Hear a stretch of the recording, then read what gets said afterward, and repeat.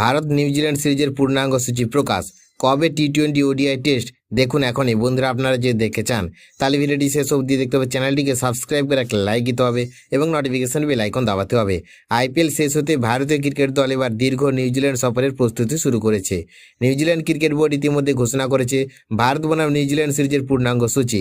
আগামী 22 অক্টোবর থেকে শুরু হবে, 1 ডিসেম্বর পর্যন্ত চলবে এই ঐতিহাসিক সফর। মোট 40 দিনের এই সফরে ভারত খেলবে 12টি আন্তর্জাতিক ম্যাচ। জানা গিয়েছে সিরিজে থাকতে পারে 5টি টি-20, 5টি ওয়ানডে এবং 2টি টেস্ট ম্যাচ। ভারতের হয়ে এই সফরে মাঠে নামতে পারেন বিরাট কোহলি, রোহিত শর্মার মতো তারকা ক্রিকেটাররা।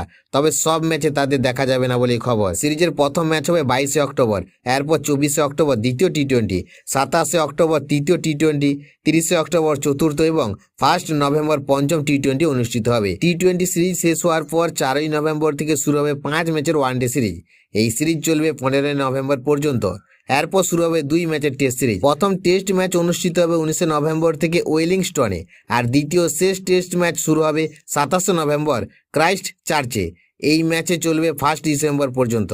ভারত ও নিউজিল্যান্ডের ক্রিকেট সম্পর্কে 100 বর্ষ উদযাপন উপলক্ষে আয়োজিত এই সিরিজকে ঘিরে ইতিমধ্যে ক্রিকেট প্রেমীদের মধ্যে ব্যাপক উৎসাহ দেখা যাচ্ছে।